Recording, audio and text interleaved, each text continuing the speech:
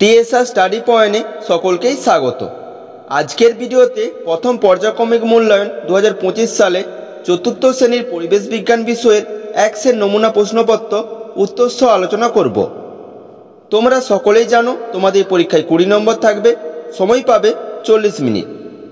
তাহলে প্রশ্ন উত্তরে যাবার আগে সিলেবাসটা দেখে নাও, কি কি পরীক্ষা হবে। আর ভিডিও ভালো লাগলে লাইক, সাবস্ক্রাইব ও বন্ধুদেরকে শেয়ার করে দিও। সিলেবাস: পরিবেশের উপাদান, জীবজগৎ, জড়বস্তুর জগৎ, শরীর, আবহাওয়া ও বাসস্থান। একের দাগ এক কথায় উত্তর দাও। এখানে 4টি করতে হবে, প্রতি প্রশ্নের মান 1 করে। একের দাগের ক, কঠিন, তরল আর গ্যাসীয় পদার্থ, এদের মধ্যে কোনটির নিজস্ব আকার আছে? উত্তর হবে কঠিন, তরল আর গ্যাসীয় পদার্থের মধ্যে নিজস্ব আকার আছে কঠিন পদার্থের। খ, খালি চোখে দেখা যায় না, এরকম প্রাণীদের কোন যন্ত্রের সাহায্যে দেখা হয়? উত্তর হবে খালি চোখে দেখা যায় না এরকম প্রাণীদের অণুবীক্ষণ যন্ত্রের সাহায্যে দেখা হয়। গ, বাতাস যেই নালী দিয়ে ফুসফুসে পৌঁছায় তার নাম কি? উত্তর হবে বাতাস যে নালী দিয়ে ফুসফুসে পৌঁছায় তার নাম হলো শ্বাসনালী। ঘ, দুটি পরিযায়ী পাখির নাম লেখো। উত্তর হবে দুটি পরিযায়ী পাখির নাম হলো পিনটেল ও হুইসলিং। 2এর দাগ শূন্যস্থান পূরণ করো। এখানে 4টি করতে হবে, প্রতি প্রশ্নের মান 1 করে। 2এর দাগের ক, বাতাসে ড্যাশ গ্যাসের পরিমাণ সবচেয়ে বেশি? উত্তর হবে বাতাসে নাইট্রোজেন গ্যাসের পরিমাণ সবচেয়ে বেশি।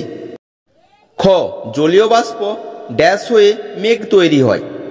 উত্তর হবে জলীয় বাষ্প ঠান্ডা হয়ে মেঘ তৈরি হয়। গ, বাটখারা দিয়ে কোনো জিনিসের ড্যাশ মাপা হয়? উত্তর হবে বাটখারা দিয়ে কোনো জিনিসের ভর মাপা হয়। ঘ, তরল আর গ্যাসের নিজস্ব কোনো ড্যাশ নেই? উত্তর হবে তরল আর গ্যাসের নিজস্ব কোনো আকার নেই। নেক্সট কোশ্চেন, গাছ খাবার তৈরি করার সময় পরিবেশ থেকে ড্যাশ গ্রহণ করে? উত্তর হবে গাছ খাবার তৈরি করার সময় পরিবেশ থেকে কার্বন ডাই অক্সাইড গ্রহণ করে। 3এর দাগ সঠিক উত্তরটি বেছে নিয়ে লেখো। এখানে 4টি করতে হবে, প্রতি প্রশ্নের মান 1 করে। 3এর দাগের ক, মানুষের শরীরের সবচেয়ে কঠিন অংশ হলো দাঁত, হাড়, কান। সঠিক উত্তরটি হবে মানুষের শরীরে সবচেয়ে কঠিন অংশ হলো দাঁত। খ, শ্বাস নেওয়াকে বলে নিঃশ্বাস, প্রশ্বাস, কোনোটিই নয়। সঠিক উত্তরটি হবে শ্বাস নেওয়াকে বলে প্রশ্বাস। গ, জলদাপাড়া জঙ্গলের মধ্য দিয়ে বয়েছে তোরসা, হলং, হুগলি নদী। সঠিক উত্তরটি হবে জলদাপাড়া জঙ্গলের মধ্য দিয়ে বয়েছে হলং নদী। ঘ, প্রজাপতির পায়ের সংখ্যা 6টি, 8টি, 10টি।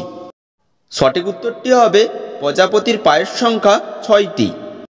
4এর দাগ নিচের প্রশ্নগুলির উত্তর দাও।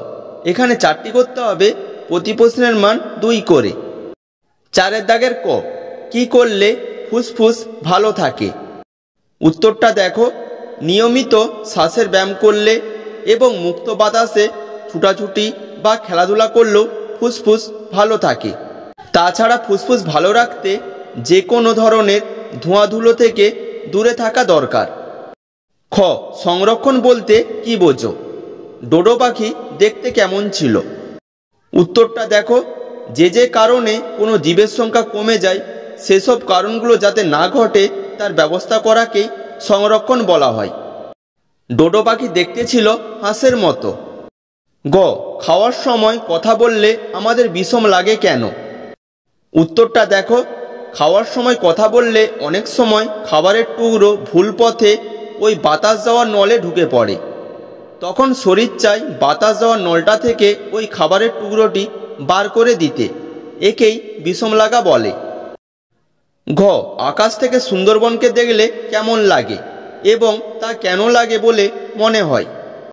উত্তরটা দেখো, আকাশ থেকে সুন্দরবনকে দেখলে মাথার টাকের মতো লাগে, কারণ এই বনভূমির বহু গাছ রোজ কেটে ফেলা হচ্ছে, তাই অনেক জায়গা ফাঁকা মনে হয় এবং তাতে বনভূমিকে মাথার চুলের মাঝে টাকের মতো লাগে।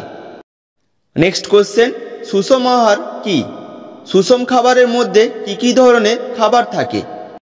উত্তরটা দেখো, পরিকল্পনা অনুযায়ী প্রতিদিন সব ধরনের খাবার পরিমাণ মতো মিলিয়ে মিশিয়ে খাওয়াকেই বলে সুষম আহার।